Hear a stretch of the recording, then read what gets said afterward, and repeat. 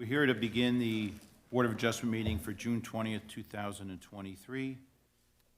Adequate notice has been given in accordance with the Sunshine Law. Notice was published on January 5th, 2023 in the Star Ledger, one of the official newspapers for the Township of Springfield for the year 2023, and posted in the Annex Building on January 6th, 2023. We stand for a salute to the flag. I pledge allegiance to the flag of the United States of America and to the republic for which it stands, one nation, under God, indivisible, with liberty and justice for all. I'll proceed to call the roll. Mr. Hochstein, Mr. Kirschbaum, Present. Mrs. Sahada, Here. Ms. Naparano, here. Ms. Dodson, here. Mr. Weckstein, Ms. Horowitz, here. Vice Chair Cunningham, Chair Cohen. We have 5 members. We have a quorum. We have resolutions to address. Mr. Bergen, do you want a temporary chair for the evening, or how do you want it? Well, why don't we call for the motion for the appointment of a chair for the evening? I move. Mr.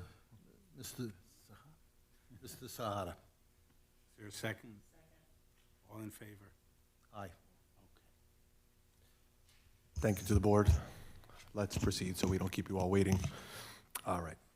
We have resolutions. Resolution application number 2023-11. Did everyone have a chance to review the resolutions? Have any comments? Have any questions? Have any proposed changes? If none, we'll entertain a motion. I move acceptance of the resolution. Is it all in favor? All in favor? Okay, all in favor? Any opposed? Any abstentions? Motion passes. Second resolution is from application 2023-1. Did everyone have a chance to review? Does have any questions, any comments, any proposed changes? If none, we'll entertain a motion. I move the motion. All in favor? Aye. Any opposed? Any abstentions? Motion passes. Now we'll move on to the applications. The first application on the agenda is application number 2023-5. That application is being carried to July 11th at 6 p.m. at the Springfield Firehouse. My understanding is that council is here and wants to be heard. Thank you, Mr. Chair, members of the board.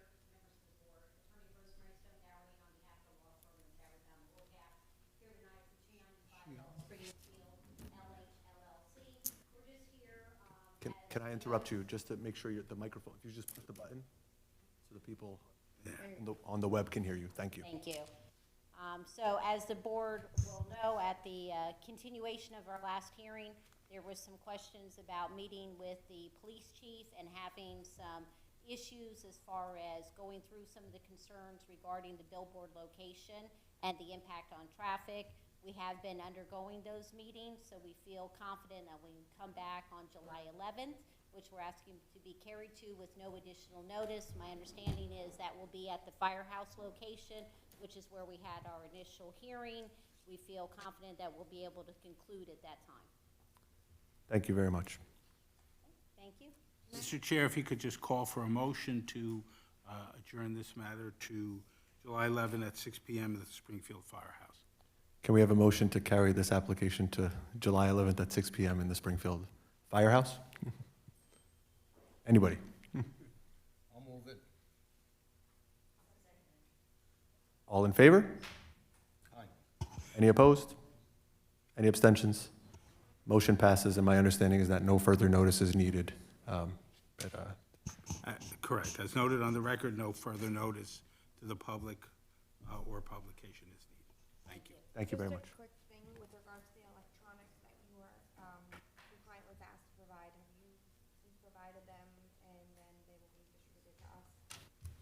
We did supply immediately after the hearing, copies of everything that was provided at the hearing.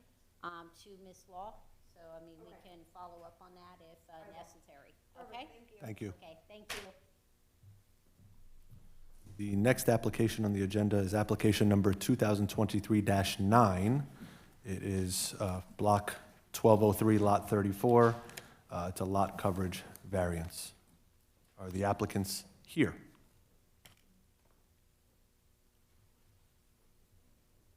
Is Nicholas Lang or Samantha Gelnaw here?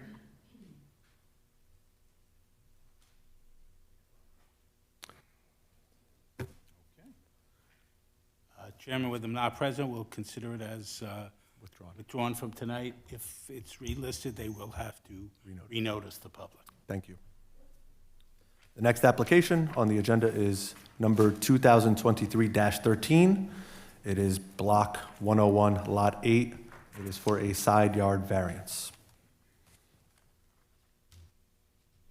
Come on up, Mr. Applicant.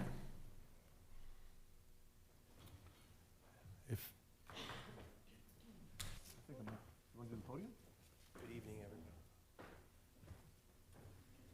Sit tight, we'll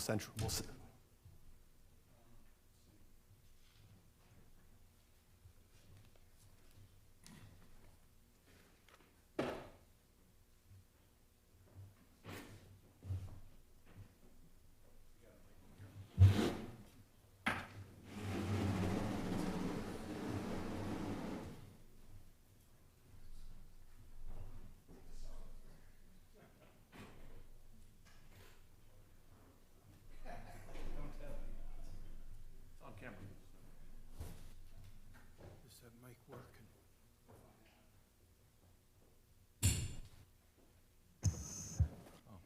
Doesn't it? It's not plugged in. I'm sorry. That's important. Thank you, and Good evening, everyone. can you please state your name, please? Joseph Dordoni? Thank you, and can you please raise your right hand? I'll let Mr. Bergen after you, sir. Do you swear or affirm to tell the truth? I do. Please state your name, spell your last name, give us your home address. Joseph Dordoni, D-O-R-D-O-N-I. Address is 154 Tooker Avenue, Springfield, New Jersey. Thank you. Tell us about your application. So we're looking to put a mini split air conditioning system in the home.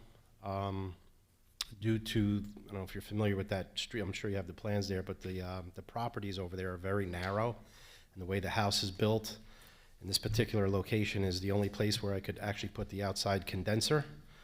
I believe the variance is 10 feet, and I believe I'm going to be right around 8.5 feet.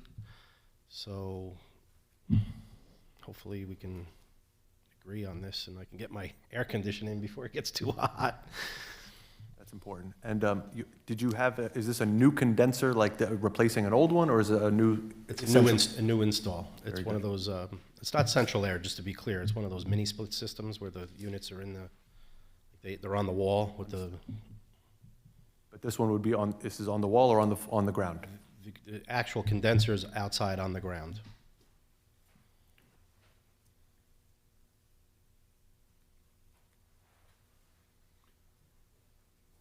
And does anybody on the board have any questions for the applicant?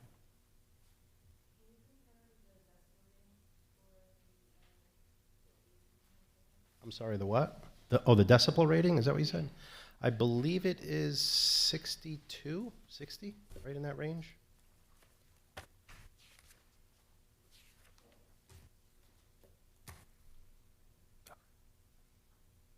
Any other questions from any members of the board?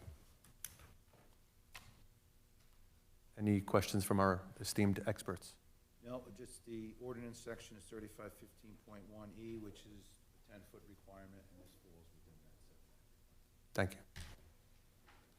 Any questions from members of the public?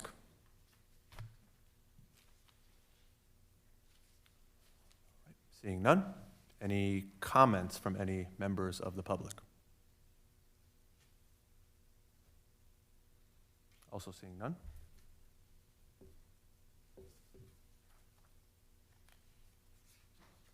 All right, my thoughts on the application, It's a relatively smaller, and you still use the word condenser. The property is very limited in where you can place it. It's strategically, just based on the survey, put in a sensible location. It's, requires the variance, but in all things considered, I think it's a sensible requirement, and I would move in favor of approving it. Would anybody like to make any motion or any other comments? Okay. I'll move to approve. I'll second the application. Mr. Sadar? Yes. Mr. Furshishbaum? Yes. Ms. Naparano? Ms. Horowitz? Ms. Dodson? Motion passes. Thank you very much. Thank you.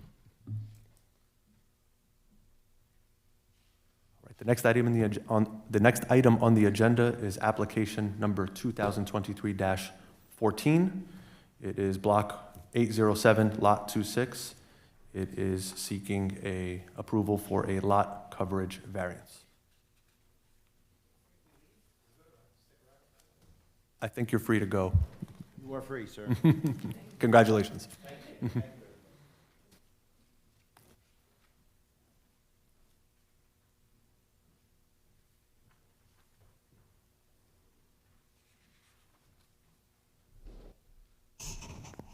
Good evening.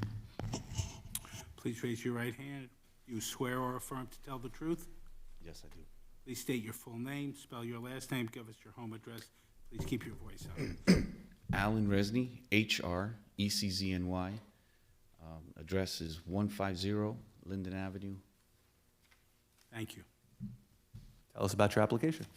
All right, so my driveway is deteriorating, and I wanted to do a little fix on it. But before I go into putting the money into putting in the asphalt, I wanted to widen it up. My daughter is going to be driving in a couple of years. I don't want to be putting it up and then tearing it down. So we're going to need room for 3 vehicles. At the moment, it's only available for 2. And in a few years, can you ballpark how many years that? 3 years, 3.5 years. And you're trying to widen the driveway, in addition to redoing it. Are you trying to make it a full 2-car width driveway? Yes. All right.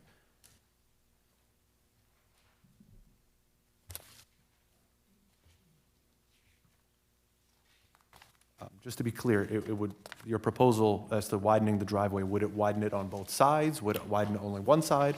It would only widen on one side, and it would be in towards my house. Towards the house, not towards the middle of the property, more towards, not towards the side? Correct. You're trying to widen it by another 8 feet, it looks like. Correct. And in total, the total width of the driveway would be, I'm trying to gather, your proposal would be 8 feet plus the original. Approximately how many feet is that? The original right now is 11.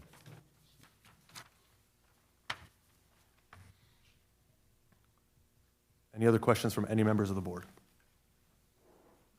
I'm not sure I understood. Is the additional width closer to your next-door neighbor or closer to what I would call the front lawn? It will be the front lawn. The width of the driveway as presently exists on your submissions, it would stay the same. Correct. Have you done any, have you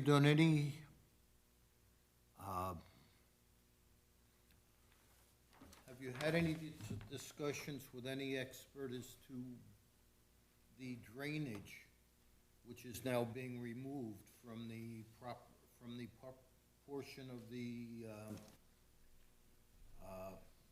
the additional portion that you propose? The drainage would be what, as far as what the lawn soaks in? Well, there's the same amount of water and there's less ground to soak it up. Okay, What is being done to resolve that situation? well, That wasn't brought up at the moment, but, I mean, it's not, Have you spoken with, I did speak with the, person who's doing the driveway. It wasn't where, it's not on a slope where it would, go into the neighbor's lawn and provide a problem for them. have you had any discussions with either of those two individuals? I don't remember, talking about the drainage, only, The drainage on the property falls under the 200 square foot threshold. So So it's an we wouldn't automatically request it. Obviously, the board members can, in contemplating the lot coverage variance, bring up the issue. Having lived on Linden Avenue at one time, I do remember some water issues. So I'm just addressing whether you considered it. oh, I mean, I don't want to, put anybody else's, Suggesting ill will, right. I'm just asking. No, oh, whether of it course. happened. No, I don't see it happening. I mean, I know various other homes have the same two-width vehicle driveway on the same house. I wasn't told anything that would be a problem, an issue. Related to that, if you don't mind. Related to that, on your plan, on your marked-up survey, Yeah. it indicates that there is a walkway, but you crossed it out, and in the photo, with your application, it's also crossed out. It's crossed out. That walkway has been taken out. That walkway was eroding, and we decided to make it green. And now, I'm not as familiar with Linden Avenue, but I'm looking at your survey, and where your property begins compared to where the street is, seems to be a little bit of a distance. Right. Can someone help me understand why that's? So the survey, where the property begins compared to where the curb is at the end of the street, Correct. it's not a minor, it doesn't seem like, at least optically, it doesn't seem like it's a relatively minor gap. Do you have any idea why that would be? I don't know. I mean, I picked that up as well, but that's the reason why I wouldn't be able to go a half a driveway, because if I were to go half a driveway, I'd be technically on public property. That, it wouldn't be my property line there. The property line would be up to where you can see the little stepping stones, and then halfway through the driveway, And that would be my property. so, but you're still trying to widen that Correct. driveway past your property border? Because it's the driveway you use, I Oh, would of have to course. imagine so. Of course, yeah. I would have to go through there. I mean, Looks like the right-of-way is 66, which is more than most streets. Many are 50-foot right-of-way. And the Linden Avenue, if you're familiar with it, is not as wide as most residential streets, which are about 30 feet. It's very narrow. That's why they restrict parking on one side. So from curb to the right-of-way line is much greater than your typical street in response to what Thank you. the issue you brought up. So in essence, though, the township could take its, if they wanted to ever widen Linden Avenue. They could.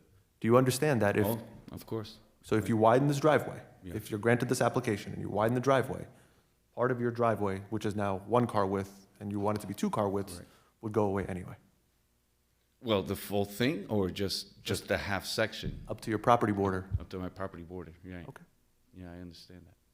That side of the street has the utility poles as shown on the lower left. Probably All of those utility poles are typically spaced the same distance from the curb back. So if we were to widen Linden Avenue on that side, most likely we would not want to engage with the utility company to relocate all those poles. I hear you. They charge about 40 to 50,000 per utility pole. So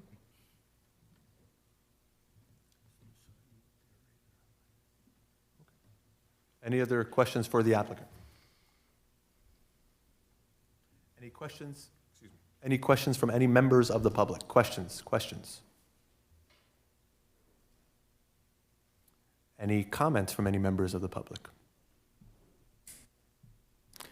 Any comments or questions from our esteemed experts? if a depressed curb is going to be, if you're going to widen the depressed curb, you will need to take out a right-of-way permit upon a favorable, if you're Thank you. All right. Seeing that, my thoughts on the application is there's a minimal increase in the impervious coverage unto itself, and in consideration for the walkway that no longer exists, to me at least, the water concern that you raised particularly isn't one to me, but I would respect if you would want that to be a condition.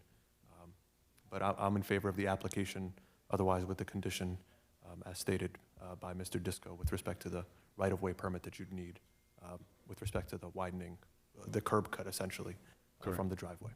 My problem with the gentleman's application is water, as I indicated. I do know that it's at least in a flood zone up until about 178 or so. 178 Linden, perhaps 182. I just would like to have it checked. If it's no issue and I'm talking about something that doesn't matter, that's fine. I just would like it checked. And I'd like somebody to tell me, no, there's no problem. I mean, go ahead. In the picture you provided, if you were to expand it, are you removing that shrubbery there as well then? Or No. the car would be parked You- directly in front of it? Correct. So what gap would you have between the shrubbery and the driveway then? Okay, so there's a little walk path there. It would just bump right up to the walk path. There would be, And about, what's the width of that walk path? that is, I would say about 3 feet, that pathway. So that would And the stay. shrubbery doesn't and go the- onto the walk path? No, Okay. no. That shrubbery would stay.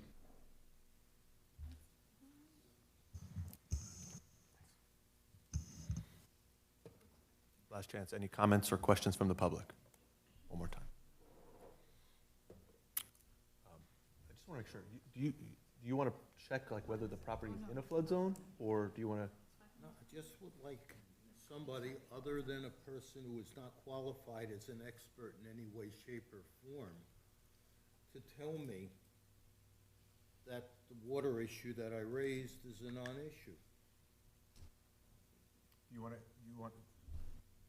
impose a condition that you I would. install a dry well, or that, or as you stated? Just prophylactically, or what do you want to? I just would like to have him talk to somebody and have somebody send me a 2-sentence report saying, don't worry about it. So if that's the case, I mean, if that's what the board feels, my understanding is that the application can't be decided necessarily today. Tell me if I'm incorrect, Mr. Counsel. You could decide it tonight, make it a condition of approval if the board is so inclined, that the applicant submit a report on runoff for the approval of the township engineer. Fine with me. Would you like to make that motion?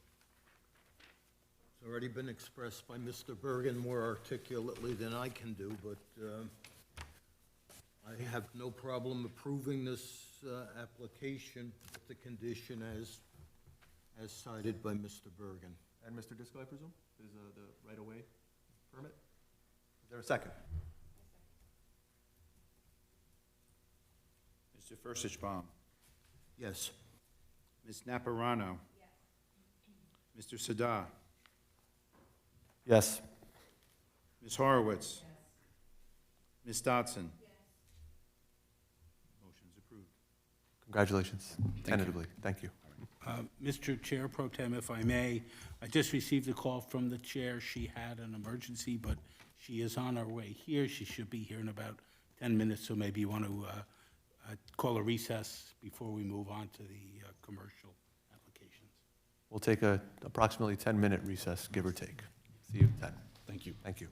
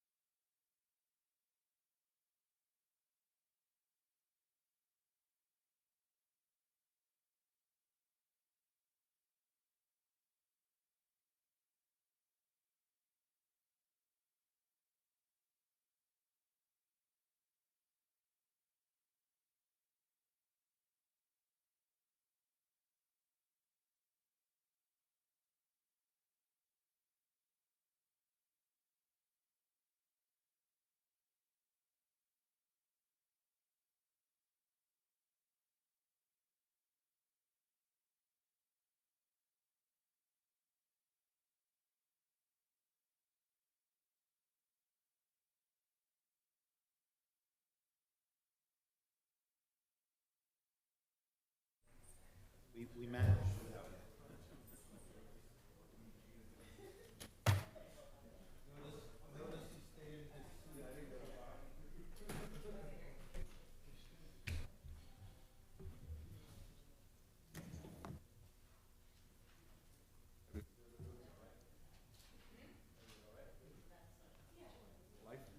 Yep.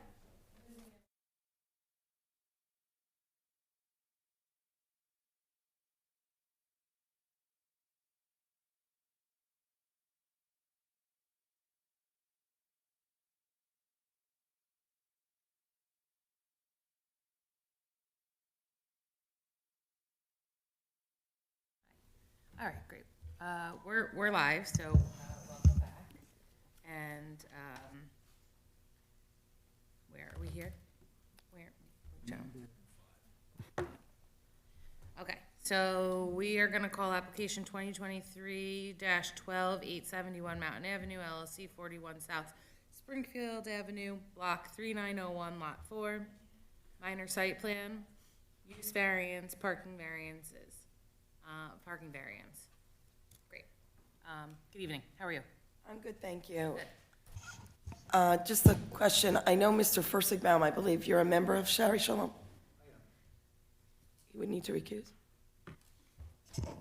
To my understanding, it's a generalized benefit to him, no different than any other member of the congregation, and I don't believe would make him ineligible to hear the matter. As long as you find it acceptable, I don't object. You know, I thought about that issue before I agreed to sit here on your client's application. Okay. Again, as long as you're okay with it and you're satisfied with it, I don't have an objection to it. So, if I may begin? Yes, Thank you, please Madam do. Chair. Okay. As stated, I'm Clara Horelick. I'm appearing on application 2023-12 on behalf of the applicant, which is Temple Shari Shalom, for, as was stated, site plan approval and variance relief. This is echo. Okay. Variance relief to permit the applicant to become a tenant and occupy 2 suites, one for administrative and one for worship, at the property that's located at 871 Mountain Avenue, the Township of Springfield, County of Union, State of New Jersey. That property is also known on the Township of Springfield tax map as Block 3901, Lot 4, in the Highway Commercial Zone. And the property is owned by 871 Mountain Ave LLC. The temple, for those of you that may not know, has been a very important part of the Springfield community for many years, and they want to stay in Springfield. They sold their building, and the only available space presently in Springfield that would meet their needs is the proposed location. They would be able to go into this location with no construction needed whatsoever. The specific variances that are requested this evening under the land use ordinance of the Township of Springfield in connection with this application are as follows. Section 3514 of the Schedule of Zoning Limitations for the HC zone says that a place of worship is not a permitted use, and therefore a use variance is required. Also pursuant to 3523.2A, which is the off-street parking requirements for business, professional, administrative, office space, the requirement is 1 per every 250 square feet of gross floor area. In this particular case, there's 19,917 square feet, which boils down to 80 required parking spaces on the office side. With regard to the place of worship, the requirement is 1 per each 3 seats. The amount of people that would be worshiping there is 15 seats. You divide by 3, and that gives you another 5 required parking spaces for a total of 85. However, the parking lot does not have 85 parking spaces at current. It is a pre-existing non-conforming condition of 71 parking spaces. Inadvertently on the plan, it indicated there were 73. That was a miscount. There's 71. So that's the requirement for the standard for the variance, so they also need a parking variance. But I want to point out that this is a pre-existing non-conforming situation. We are not changing the parking in any way, and the occupancy by the temple in actuality improves the parking situation. Review letters were received from Michael Disco, the board engineer, and from Catherine Sarmad, the board planner. The review letters will be addressed in testimony by our planner. And any questions that were raised regarding the temple will be also addressed through the temple representative that will give testimony. I believe, however, if I may, that any issues that were raised in the letters regarding the suite used for the house of worship are laid to rest by the fact that the temple membership is small. It's an older population. There are no kids, and there's therefore no religious school. There's no preschool. There are no programs for children, and there's no daily education for the children, which was one of the concerns that was raised in the planner's letter. Also, on average, the attendance is only 15 people, and this is due to the fact that many of the members, not only are they an older population, but they participate via Zoom. So the Friday night services, which are where you'll see the congregation coming to the building mostly, begin at 7 p.m., which is after your normal business hours, and they usually last approximately an hour, perhaps slightly more. And therefore, there would be no impact on the parking for the businesses that would be there during the normal business hours. Throughout the years, or throughout the year rather, there may be some daytime services for holidays that actually gets less people than they get on a Friday night and is mostly done via Zoom. So there would be less people. And if anyone's wondering what would happen on the high holidays, which is when the most people come to synagogue, they plan to do that off-site. So they have no intention of doing that at the building. Also, if they have any special events throughout the year, they're also conducted via Zoom. Low turnout. There was a concern in one of the review letters from the review letter from the planner about whether there'd be any weddings there. Clearly not. Bar bat mitzvahs, confirmations, there are no children to have those, so clearly not.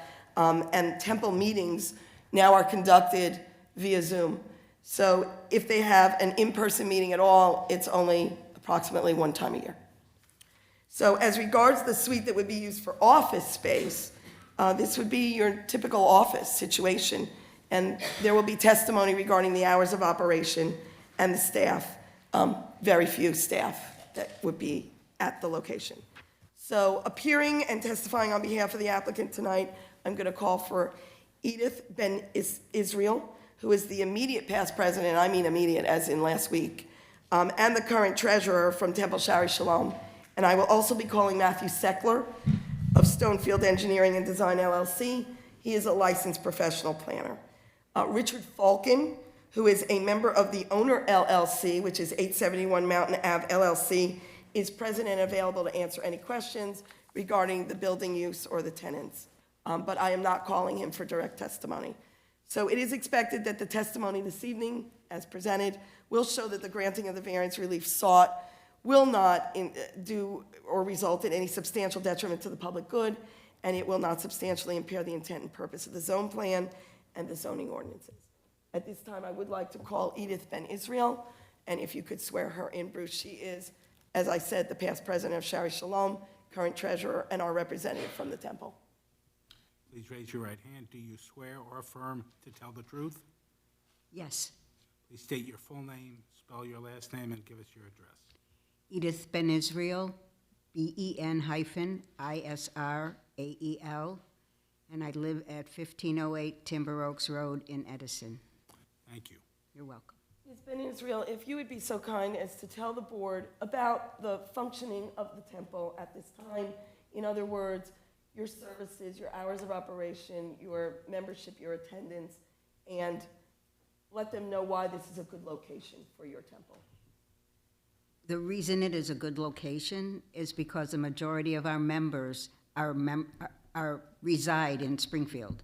I used to reside in Springfield, but I don't anymore, but it became my home, and so I'm still a member here. After we sold our building, we were on Zoom because of the pandemic for a while, and then the temple in Milburn, CBI, said that we could use their chapel. But even though it was just down Milburn Avenue, our members really feel more comfortable staying in Springfield, and it did not meet their needs. So being in Springfield is very important for our congregation. Our administrative secretary comes in 2 days a week, and our bookkeeper comes in 1 day a week, and neither one of them is there a full day. And so we're not using the building a whole lot, but we're having a place where we can work. And our services are on Friday night, as Clara mentioned, and we only ever had services on Saturday when we had bar or bat mitzvahs, and since we have no families with young children in religious school anymore, we will not be having services on Saturday. Your Friday night services, if you could tell them just the time, Oh, the you length did, of you time. did, but I know, I'll repeat it. I'm not Our testifying. services start at 7 PM, and they're usually over by 8 PM. And since most of our members are older, a lot of them have gotten very comfortable being home and joining us on Zoom. It has allowed us to keep our members who go to Florida in the summer and winter so that they can enjoy the warm weather, but they can still connect to us on Zoom, and we will never give it up because it's so important to our members. And whenever we have another program, since we allow to have it on Zoom, a lot of people still watch it on Zoom. They feel they don't have to come out in the cold or the rain or the dark, and they're very comfortable being home. So our average number of people at Friday night services has been 15. Is that 15 in person or 15 total? 15 total. Thank you. For the record, we counted it as 15 in person for parking purposes. Well, some people are couples, it's not all singles, so it would be a few less cars. But as Clara mentioned, it's starting at 7 o'clock when businesses are usually not there. I don't have anything further for Ms. Ben Israel. Members of the board, any questions?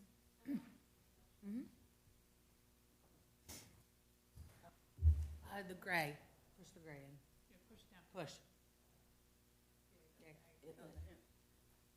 You mentioned that there wouldn't be any construction at all, so that's no construction. No construction, the space is just perfect.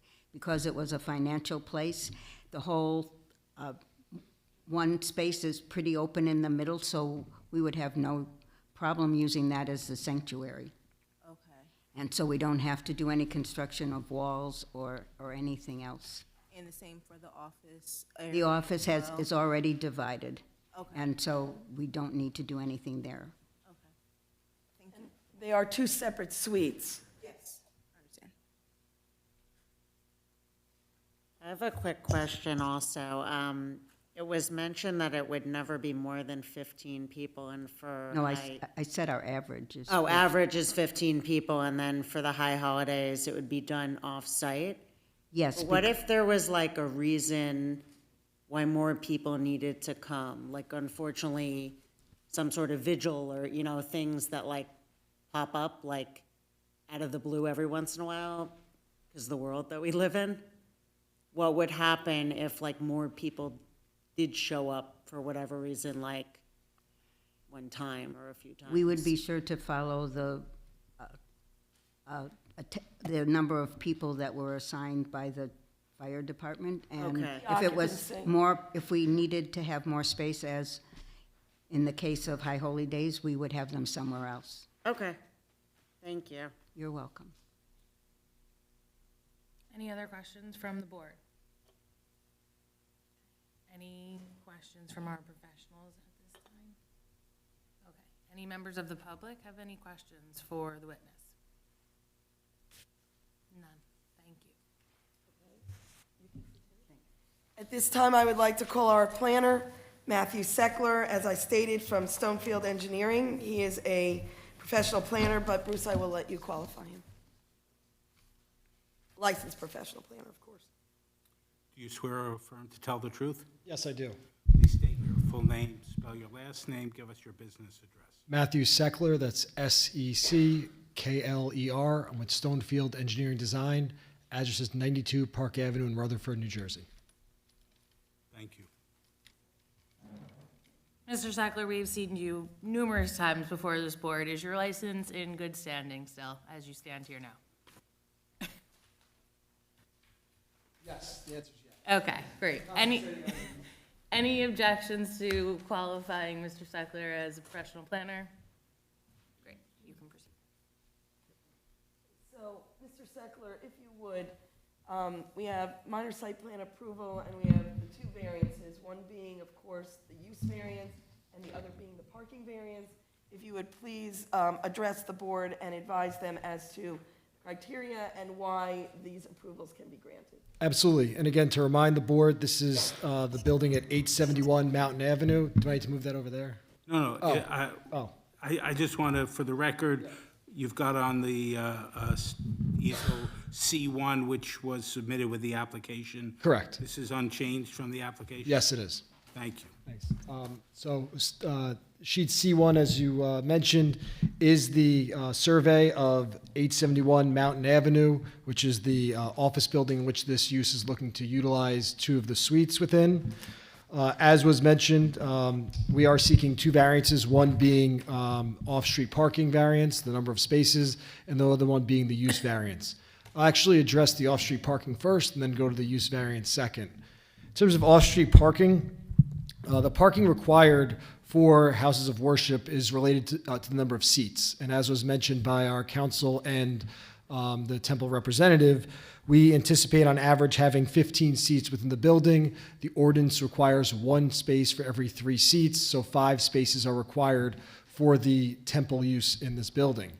That said, the previous use of that space, which was an office use, a professional office, requires actually 1 parking space for every 250 square feet, which would actually be 6 parking spaces. So by taking this from a professional office and changing it into a house of worship with 15 spaces, we're actually lessening the pre-existing variance by 1. As required, it'd be 6 spaces for the house of worship space. If it was an office, instead as a house of worship, it's 5. So we're actually improving the condition by 1. I would note, and I think it was raised within one of the professional engineers, either planner engineers review letters. One of the uses within the building is a physical therapist. We had counted that as professional office. If it was medical office or seen as a medical use, it would require 3 more parking spaces per the ordinance. But again, that's not being changed as part of this application. It's still a pre-existing non-conforming condition that we're actually making 1 space better by converting the office space to a house of worship. As you also heard regarding the testimony, the use of this house of worship space actually works very well within an office environment, starting at 7 o'clock at night on a Friday. Most parking lots, including this one that I've driven by numerous times on Friday, is clearly not full at 7 o'clock at night. And so if those 5 parking spaces are clearly available at that time, and if they do happen to have 6 or 7 cars, again, that parking lot is generally empty on Friday nights. So I do believe that a parking variance for this application can be granted based on the type of user, the peak hours that we would expect for this use, and the fact that, again, that it is actually less intensive than an office use in terms of parking. In terms of the use variance, this application is proposing a house of worship, which is not permitted in the HC zone. However, houses of worship are seen as inherently beneficial uses. So in terms of the typical criteria that this board would hear regarding D1 variances is actually guided by the SECA standard. And what the SECA standard does is it looks at, through case law, inherently beneficial uses as having already inherently promoting the general welfare of the public. So when it comes to balancing positive and negative or trying to determine is this a positive use, it's already inherently met because of the type of use that it is, because it is a house of worship. Now, the SECA standard goes through basically a 4-part test in determining whether this is an appropriate use and can this board grant a use variance for this application. The first step is you look at the public interest at heart, and you look at what type of inherently beneficial use is this. And the courts have kind of seen that something maybe like a cell tower may not rise as high as a school or a house of worship, a religious institution. And they, basically look to the ones that are at the higher level, those schools and houses of worship, as something more substantially inherently beneficial than maybe some things like cell towers. So again, in this case, we are on that higher end of inherently beneficial uses being a religious use. Second, we look at the detriments and we determine, what type of detriments or detrimental effects would this type of use have on the neighboring public. And again, I typically look at detriments in terms of intensity. You look at things like traffic, noise, lighting, and I think when you look at this type of use, it actually is less intensive than some permitted uses or even the use that was in this building. HC zone has uses that are obviously more highway-oriented, retail stores, office uses, studios, banks, things, medical offices are all permitted here. This is obviously not as detrimental in terms of lighting, noise, and traffic. So I don't believe that there are any detrimental effects that would be created by the granting of this variance. Third, we look at whether any of those detrimental effects can be mitigated through conditions.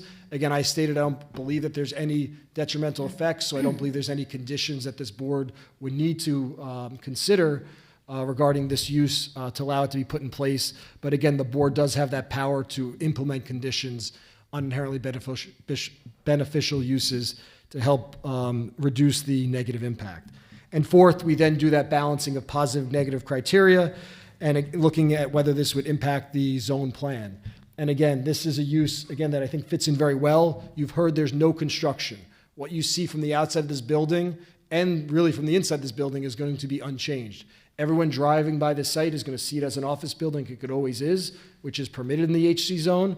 The use is a very, again, non-intensive use, fits in well with the other users within the building, and I believe this board can grant the use variance looking at the positive, the clear, inherently beneficial use that we're seeking on this site.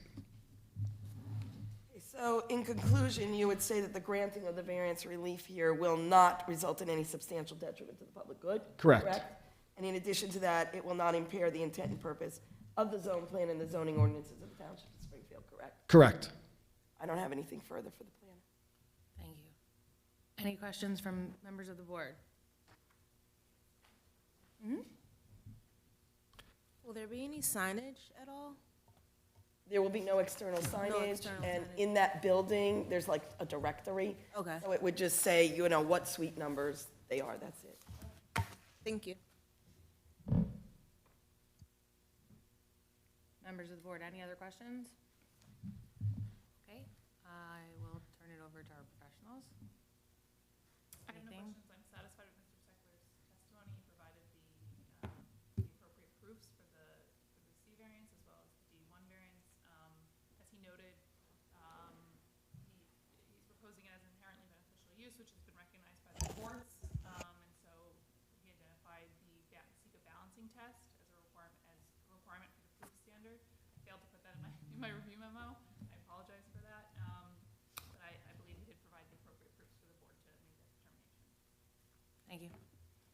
Just some housekeeping items. Number 3 of my memo, is there going to be any outdoor storage of materials, equipment? No. No. Is there going to be any need for an off-street loading space? No, not needed, and currently there is none. Will your office have any delivery needs other than box trucks or the typical FedEx? No. Site lighting, he'll be there at night. Is it adequate in your professional opinion? Yes, and again, typically the services end around 8 o'clock, so it's, the lighting is still on at that point. The lighting goes from, Dusk to dawn. Yeah. I had one comment about a drainage appurtenance. I assume that would be addressed. You would agree to it. Yes. what's your question? The labeling of a catch basin that has. Yes, Oh, we yeah, could that's add that no label. problem. And Ms. Dotson asked my other 2 questions. Thank you. No, nothing further. Thank you. Okay. Any members of the public have any questions for the witness? There are none.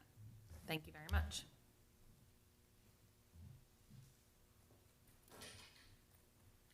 I have one question, and I'm not sure who can answer this, but when you indicate that there are no children, how do you know in the future that there would be no children coming into? I'll let Edith answer it, but I'll just say, from the trend that has occurred with this congregation, it is a very old population, and unfortunately, it doesn't appear that it is growing at any great lengths in that regard. And if in the future, they are lucky enough perhaps to start anew and grow and have children, they may have to look for another space. Okay. But I'll let Edith Ben-Yisrael answer. When we went into the pandemic, there were more families that had children, and they were disappointed that we didn't have a building to be in, and so they chose to move to a tutor in order to have their children trained for bar and bat mitzvahs. And other parents spoke about they didn't want their child to be the only one in a classroom or two. They wanted them to have more of their friends there as a more communal way to be studying. And so we lost a lot of families who never came back because of those reasons. So I feel that seems to be what the parents had wanted, and so I don't see that changing. And I don't have a crystal ball. It could change, but this past year we had 3 students, and they were taught one-on-one so that they could have their bar and bat mitzvah, and there wasn't any running around, any riotousness, because one kid can't create the commotion that more than one can. And 2 of them were sisters, and one of them was a young man. I hope that answers your question. Currently, there are no members of the congregation that have children, is that correct? That is correct. Meaning children under the age of 21? Under the age of 18, 15, anything Wait, like that? yeah, they're all older. Unfortunately, when most of our parents have their kids bar bat mitzvah, they seem to feel that's the end of their Jewish education, and they leave the temple. Thank you. You're welcome. Is it gonna fall down? Yeah, she's been holding it the whole time. Okay. Yeah. I'm sorry, I don't want it to break.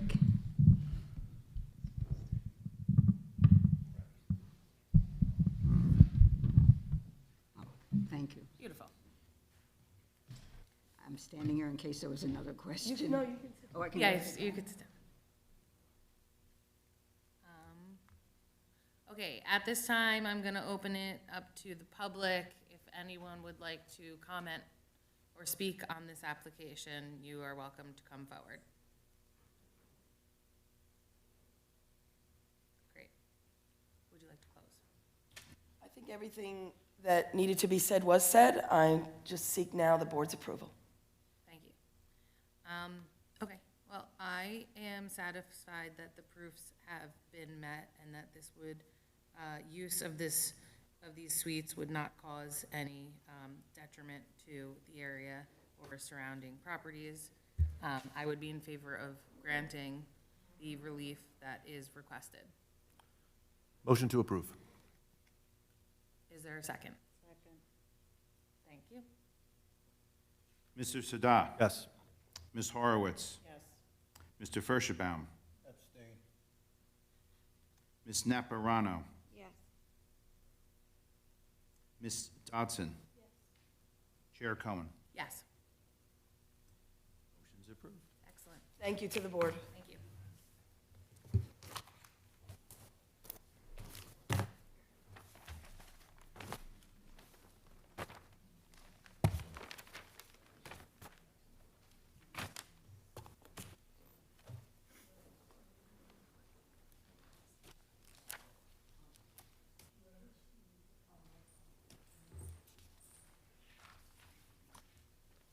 Resolution will be at the next meeting? That's the 11th? 18. July 18th. The others are The 11th is a special. The 11th is a special meeting, so we'll have that at the 18th. Okay. Thank you again.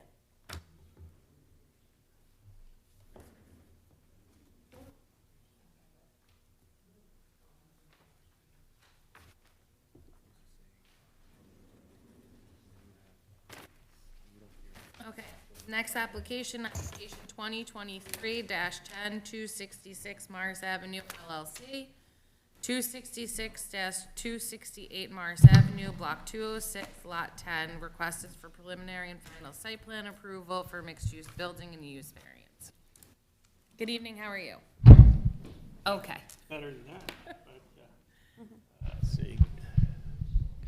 Gary Goodman on behalf of 266 Morris Avenue LLC.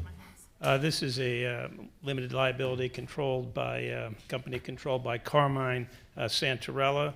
Our application this evening is essentially about expansion of a pre-existing non-conforming use, which residential on the second floor. Existing is 2 apartments in one building, 1 apartment in another, and the applicant proposes to have 2 apartments on the second floor of each building. We're applying for either a D2 variance if you believe that the use was pre-existing. You'll hear testimony from Mr. Santarella anecdotally that the prior owner, family owned the property for 80 years and lived above. Initially, some members of the family lived above the first floor, which is commercial. The property is 0.85 acres and extends from Morris Avenue all the way to the back to Route 78. So there are multiple structures on the property, and in going through the engineer planner's report, I note that there is potential for a variance for outdoor storage viewed as an expansion of the landscaping business. And there is also a trailer on the premises that may trigger a variance as well. My witnesses this evening are Ed Deck, our engineer, Mr. Santarella, the owner, Robert Hudak, our planner. So without further ado, Ed, let's see how best. If I go over there and you hold this, or however you want to do it. Yeah,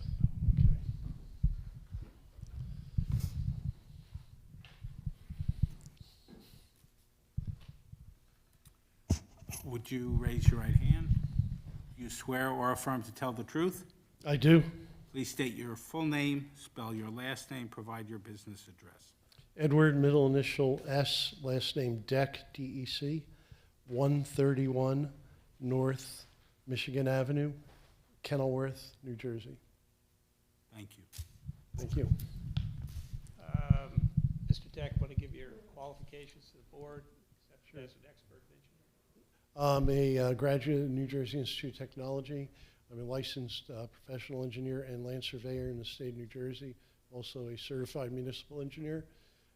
Been principal of Guariello and Deck since 2008, and I've appeared in front of this board and many other boards within Union County and other counties within the state of New Jersey. Also, I was a municipal engineer in the borough of Roselle Park for 7 years and interim engineer in Cranford for 2 years. And your license is in good standing? I'm sorry? Your license is currently in good Oh, standing? yes, it is, yes, paid for and Yes. still, Thank still you. good, thank you. Members of the board, any objections to qualifying Mr. Deck as an expert in engineering? Thank None. you. Proceed. Thank you. Just, if you could please make sure that you speak into the microphone so that anyone who's listening on the tape can hear. I will. Thank you. Mr. Deck, you've been retained by Carmine Santarella with regard to this property. Yes, I have. Could you explain to the board the existing conditions on site? Certainly. I don't know if this will reach. The other one might have a longer. Oh, yeah. What is this, I think?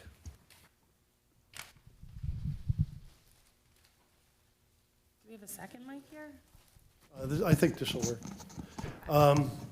On the easel here is a plan, site plan for 268, 266 Morris Avenue, Lot 10, Block 206. It's the same plan that's in front of the board members. It consists of 3 sheets. The first sheet is the cover sheet, which has a zoning chart, key map, zoning map, the list of property owners within 200 feet. We also have the parking calculations, and again, as I stated, we have the zoning chart. The variances that we're looking for is a use variance for the residential apartments, which will be on the second floor, 2 on 266 and 2 on 268. All the other bulk requirements are either pre-existing non-conforming or we meet the minimum and maximum standards that are in the ordinance.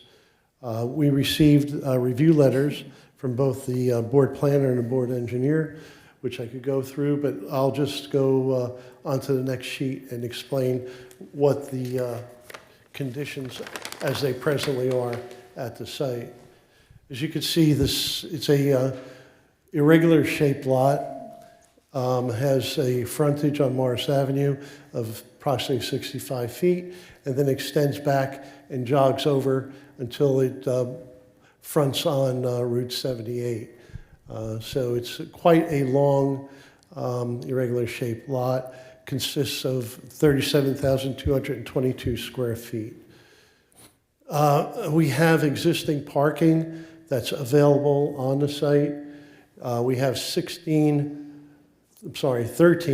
parking stalls in the existing condition, which service the 2 buildings that front on Morris Avenue. There is also some accessory structures at masonry garage and also a wide open stone and broken pavement area that's in the back and is used for car, truck, storage or parking. The next page, and I will go back and to review the letters, but I just want to give you a quick overview of what we have here. The next page is the proposed site plan. As you can see, we've added a few additional parking stalls. We now have 16 in that front area, or probably better described as the area that's servicing the 2 existing buildings at front on Morris Avenue. We're also showing a parking layout of that area in the back. Whether or not those stalls will be that way eventually, just wanted to be able to graphically represent the number of parking stalls that are possibly could be put there. And there is an error on the zoning chart on page, well, on all of them really. We're saying 16 plus 45, parentheses rear. What that the intent was you have 16 proposed in the front for a total of 45, including the 16. There's about 28 additional stalls that are here in the back, so it adds up to 45 for the front area and the rear area. And that's a pretty quick overview of the site, and I guess we could go through the letters. As a practical matter, Mr. Deck, the access to the back is through the municipal lot, correct? Yes, I didn't go into that into detail. The area that fronts on Morris Avenue between buildings 266, 268, there's about a 9-foot opening between 2 buildings, and it does have a depressed curb there. However, that's not used for any kind of ingress or egress for this site at all presently. The way that the parking lot is utilized is through that municipal lot, which is called Lot 6, has a 2-way, 24-foot wide, depressed curb driveway area that makes the parking area in Lot 6 accessible from Morris Avenue. But it also has, and this is the actual graphic representation of the way the parking lot is striped, there is a blocked out area which provides access for the traffic to enter and leave Lot 10 through this open area where no parking is allowed. So there is access through the municipal lot, Lot 6. As a theoretical matter, Mr. Deck, if the access point, which is through the municipal lot, somehow was denied the applicant, this driveway off of Morris Avenue could function to allow people for these two buildings to park. That would be the only access, that's correct. And it could function. Yes, it could function. Mr. Deck, there was some questions raised in the professionals' reports with regard to Route 78 and the proper setback. You able to comment on that question? Well, the site is a double frontage lot, which at the time when I was putting these plans together, I should be facing the board, when I was putting the plans together, it didn't strike me that that was a double frontage lot. I don't know why, but theoretically, it's a roadway, and Morris Avenue is a roadway, so it is a double frontage lot. And there is a certain distance, if not prevailing, then I believe it might be a maximum distance that is applied to that type of use or type of condition. I don't know how that would apply to ours, so I would take the recommendations of the board's professional on how that would be applied and whether or not we would ask for a waiver or a variance for that condition. And there was another question with regard to minimum lot width as it's measured.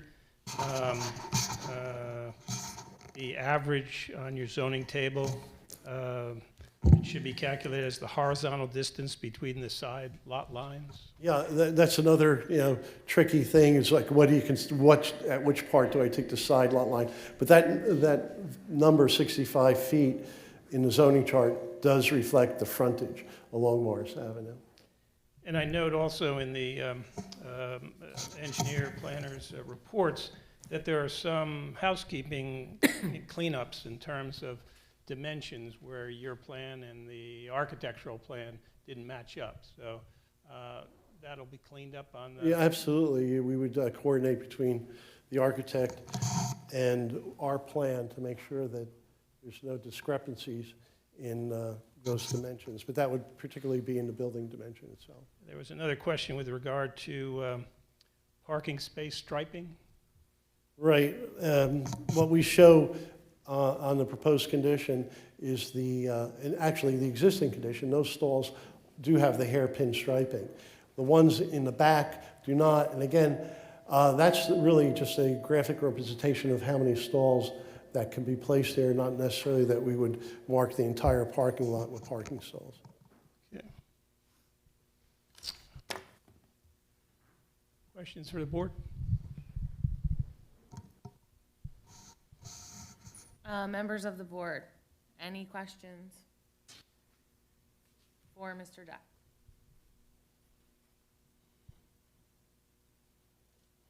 Okay. Our professionals, Mr. Disco.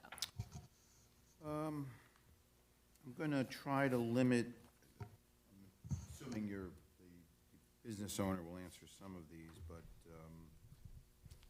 I would say number 8, the trailer height, is that 15 feet or under? Can you speak to that, Ed?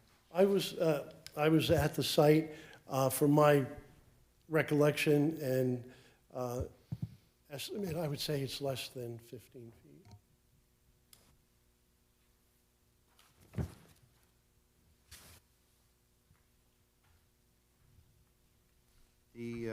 The site access was referred to, and it was my understanding that this application would be utilizing the Morris Avenue access. The plans identify a width of 9.1 feet. Is that wide enough for the vehicles that are going to be on this The intent is not to use that for any ingress or egress at this point.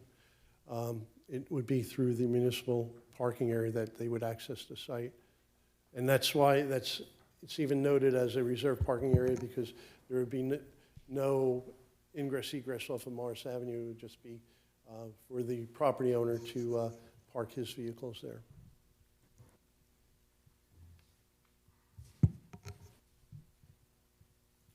Okay, I'll come back to that issue. I think that presents a problem for me, but,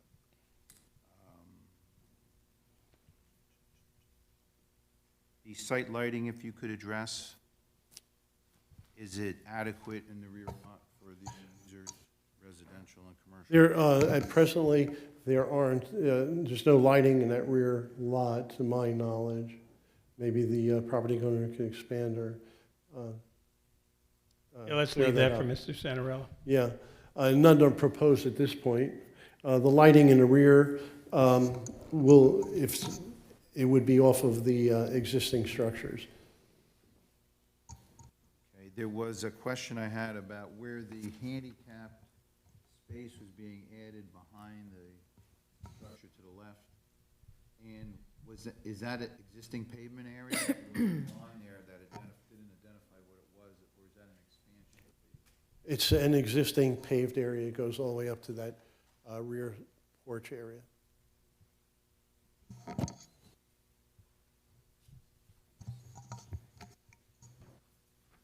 I think most of my questions are probably for the owner, and I'll let Catherine go and come back to one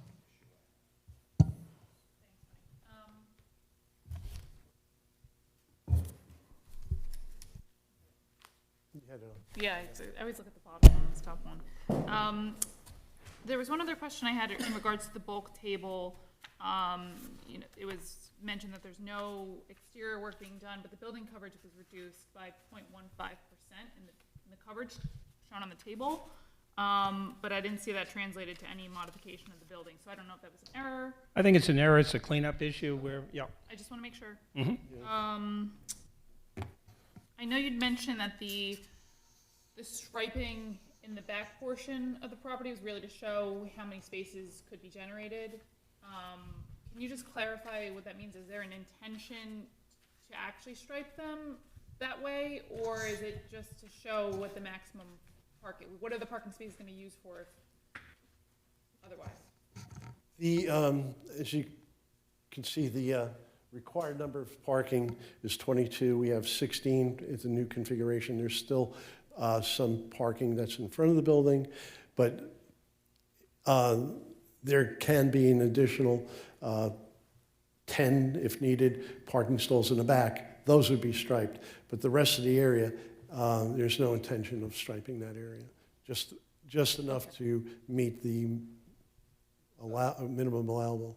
Okay, and I'm assuming maybe a more detailed response could be provided from the owner as far as, you know, we haven't gotten into the use of the back lot and all of that, because I think the board's gonna wanna understand, you know, it's not just supposed to be a hypothetical of what's in the back there. It's gonna be, what's it actually used for, and what are the parking spaces, and how do they operate, you know? I think Mr. Santarella is going to attempt to address all those questions. Great. In addition, while we're on parking, the dimensions for the parking in the front portion are a little bit strange.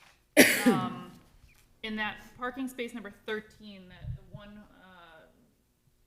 kind of perpendicular to the rest on the left side, are the dimensions for the parking spaces all uniform? Are they all 9 by 18, or is there, except with the exception of the handicapped, or is there some kind of range going on? No, we're using the 9 by 18 to the center of the hairpin striping, but the two stalls, which would be stall 6 and 7, Yes. we extended it out to be even with the masonry garage, really in a way just to designate that that's a one-car parking stall. I mean, if we shortened it up, we might encourage other parking behind it, which we wouldn't want to have. Okay, I think there might be a better way to handle that. Okay. only because right now it looks like it could be a tandem space. I think the drive aisle probably would function a little better if it was wider, because it does taper down, it does bottleneck right there by the garage, so, you know, someone might take advantage and park all the way back there and then start to obstruct the drive aisle. We could probably reduce the length and then have like, I would keep it uniform and then have a sign that says, you know, yeah, no parking. and even stripe it somehow that, you know, parking, yeah.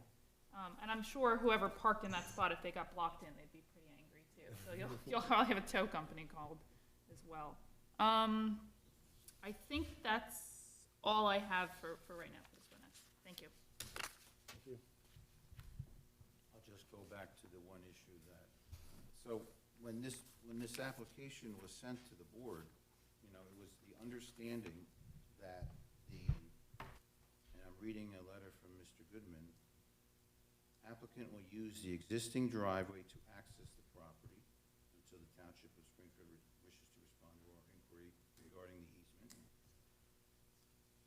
This application is to determine whether a use variance can be granted for apartments on the second floor of the subject buildings, and the existing driveway is sufficient for ingress, egress.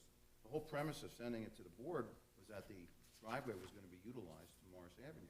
Now I'm hearing tonight, there's no intent to use that. If we've got to work out an access easement with the township, I can tell the board that's going to be a real problem, number one, and we would have done that or attempted to do that with the understanding that there was going to be no Morris Avenue access. Now I'm hearing on the record that we're not, even though it said that we were going to utilize Morris Avenue, that we're not. I think we're spinning wheels here, because I think we should iron out that easement first, quite frankly, and I think the township's going to have a real problem with it. Well, if I could respond. Conversation with the town began in December when I was directed by Mr. Santarella to contact the township through their attorney and request a discussion with regard to the easement. I sent a letter of inquiry. I drafted an easement. I had spoken with Mr. Bergen about how best to proceed, and it is my understanding that the township is contemplating that.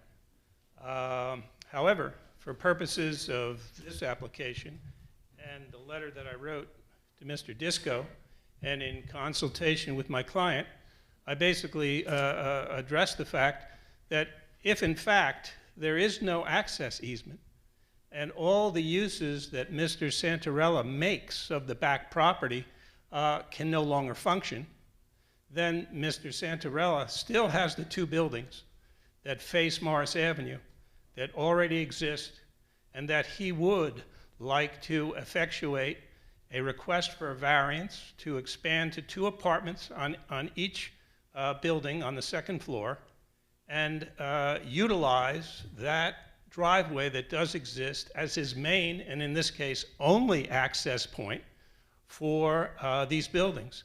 That assumes that the township denies or does something to blockade the access, which not only gives my client access to his property, but the 2 adjacent properties access to their properties. It's been 6 months since we raised the issue, and I think we've had a conversation, or you've had a conversation with my client, and my client is aware that without an easement or an affirmative action by the township to deny access, that his uses of the property will radically change, except for the fact that the 2 existing buildings will continue to function and still need the ability to get variances, which we're now here for, in order to renovate the second floor into 2 apartments. If it happens that we lose access, if the town chooses not to continue this access point, which anecdotally Mr.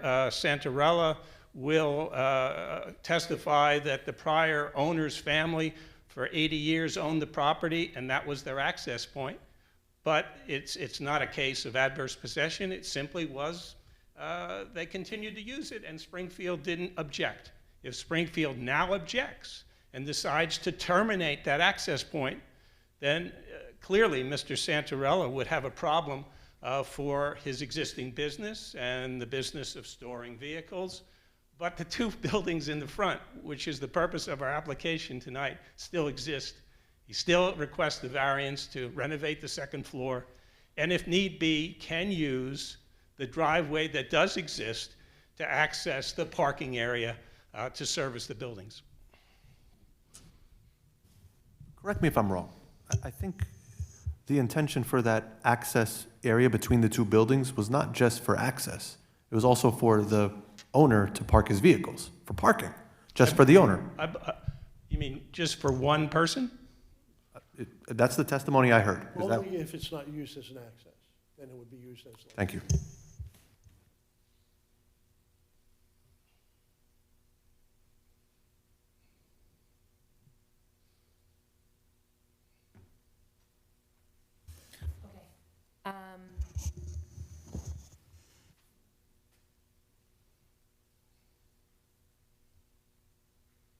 We're gonna get back to this point as testimony continues. I'm gonna get back to this. Any other questions? I think for Mr. Deck. Yeah. not Yes, sure. for Mr. Deck. I was just gonna ask my question to Mike in conference real quick, but I'll ask it publicly. So, Mr. Goodman, I just want to clarify, if the request, let's assume is stale right now for the access from the township lot. Let's assume what? It's, the request is stale. Let's pretend the request is, not, let's not pretend anything, sorry. So I just want to clarify, if let's say hypothetically there's no access from the township lot to the rear property,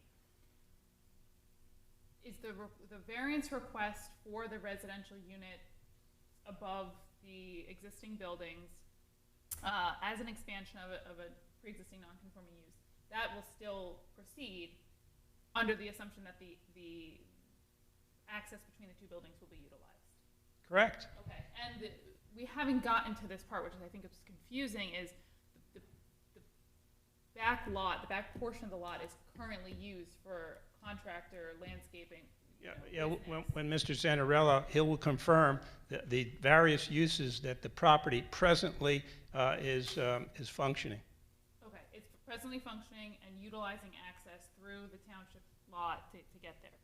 If the access from the township lot is not permitted, or the board can't make that decision without knowing that, is the use of the back part, is the use in the rear portion of the lot proposed to be abandoned in order, and the use variance for the residential units to move forward? As a practical matter, if the township denies access to the back portion, then Mr. Santarella won't be able to use it for his present purpose.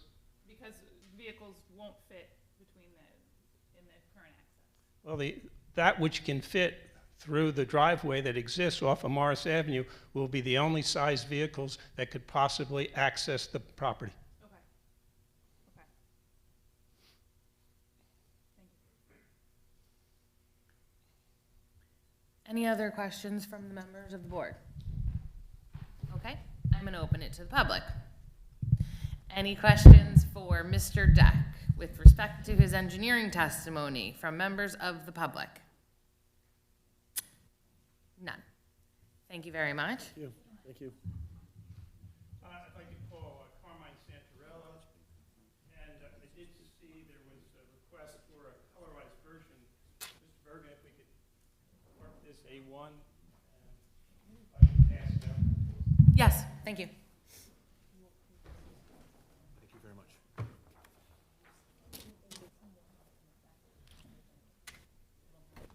I could just pass them down without you having to potentially hurt yourself. Thank you.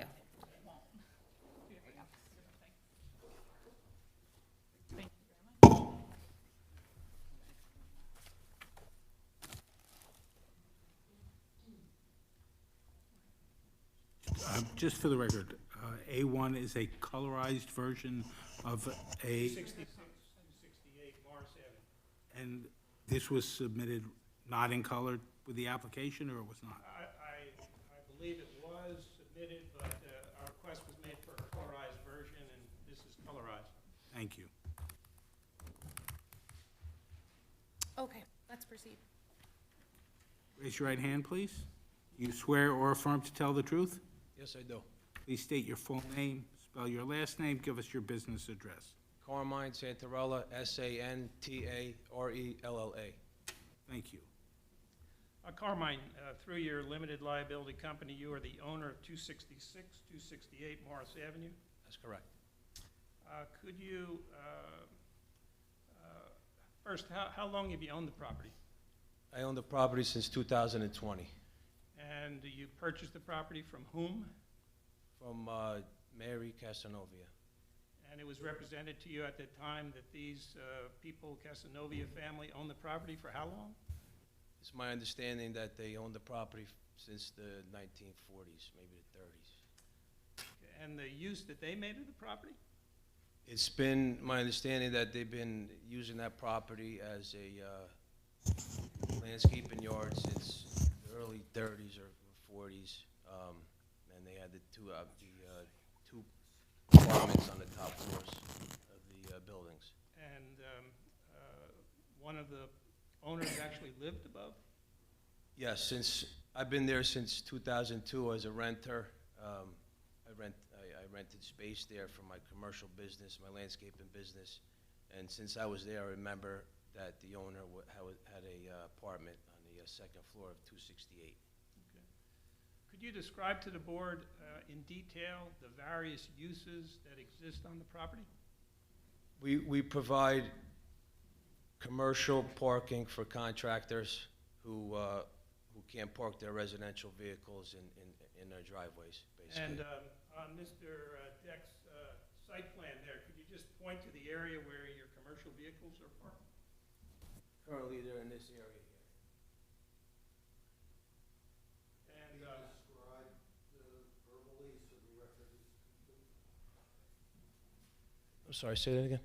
he wants you to say that it's the rear portion facing closest to Route 78 is the area that the commercial vehicles park, correct? That's correct. Okay, and now, as we move towards Morris Avenue, the next item that we see in terms of structure is what? Towards Morris Avenue is the two buildings. Isn't it the trailer that exists next? Your trailer? Yeah, that's an office trailer. That's a mobile office trailer that was there since the previous owner had put on there in 2014, I believe, which I currently use for my administrative work for my business. If you read the reports, Mr. Santarelli, you saw that trailer is located on, I believe, an easement for the town, correct? I wasn't aware of that, no. But if need be, and you can move the trailer, it is a mobile thing, Yes, correct? it is. It's on wheels, yep. Okay. Moving again towards Morris Avenue, the next structure that exists is what? Is my masonry garage. And what do you do in the masonry garage? We repair equipment, repair trucks that need service. That's another business that you operate? Well, yeah, that's part of my business, part of my landscape and masonry business. It's just to service equipment, vehicles. Okay. And now we come to the buildings that face Morris Avenue, 266 and 268. At the present, what exists in those buildings? Currently, there was on 266, there was one apartment on the top floor and one office on the top floor, and a office on the bottom floor on 266. A chiropractor was there. And that space is currently vacant, the commercial space? Currently, yes. Okay, and the adjacent building, 268, what was there? 268, first floor currently is a consignment shop store, and second floor is currently vacant. And what was on the second floor? That's where the owner, previous owner had his apartment, and I guess he turned it into one apartment. And your, Before I know. your proposal is basically focused on the second floor of each building, correct? Correct. And what do you want to do on the second floor of each building? We're proposing to build 2 apartments on each of the second floors of the buildings. And those apartments will be what? How many bedrooms in each? In 266, there's going to be a 2-bedroom and a 1-bedroom, and 268 is going to be 2 2-bedrooms. Okay. Each apartment will have 1 bath? Correct.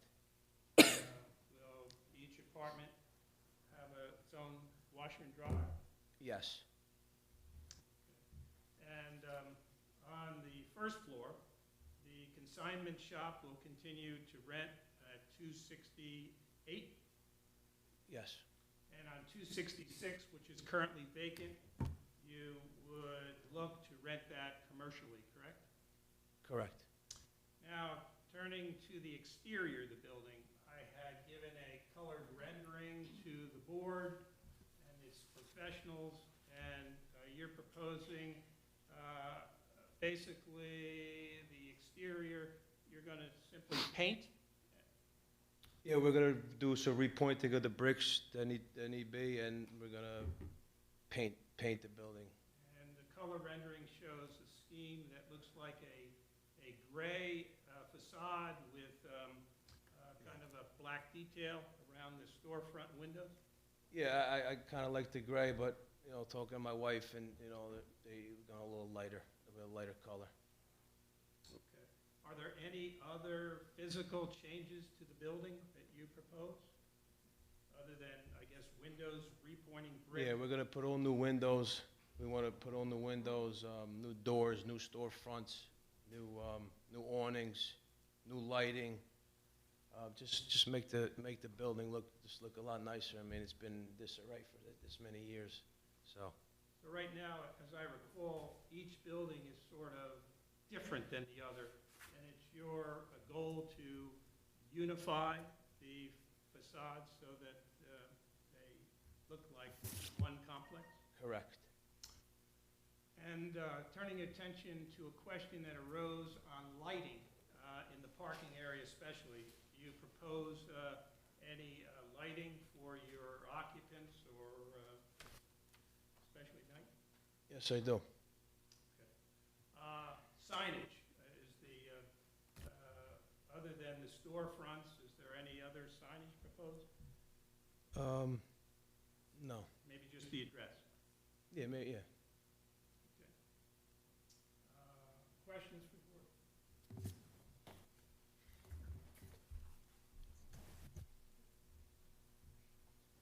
I'm sorry to harp back on this. So just to understand, the lot that's in that picture in the back, where the vehicles are currently in your mobile trailer, right now you enter through the municipal area, correct? You do not use the space. Right, we've been entering since I've been there as a tenant myself since probably 2002. Okay. And then when you're gonna redo these and have more residents in the rental property, where would they be parking? They would be parking, the residents will be parking in this area here, Designated as directly behind the building, correct? behind the building, right? So those spaces are currently empty, so right now, for the storefront, where do they park? For the 268 right now, there's a consignment shop, they park, they have 2 spots behind their building. So they'll have 2 spots, and you'll be giving 2 spots to each apartment. Yes. Now, in the big lot in the back where you park commercial vehicles now, do you have any extra extra spots that are not occupied? We do. We have plenty of space to park cars. Yeah, sufficient enough spots. So will they be entering with the contract vehicles you have back there? If need be, yes, they would enter this area here. They enter by where your mobile trailer is. Right, there's a driveway there in between the property and the trailer.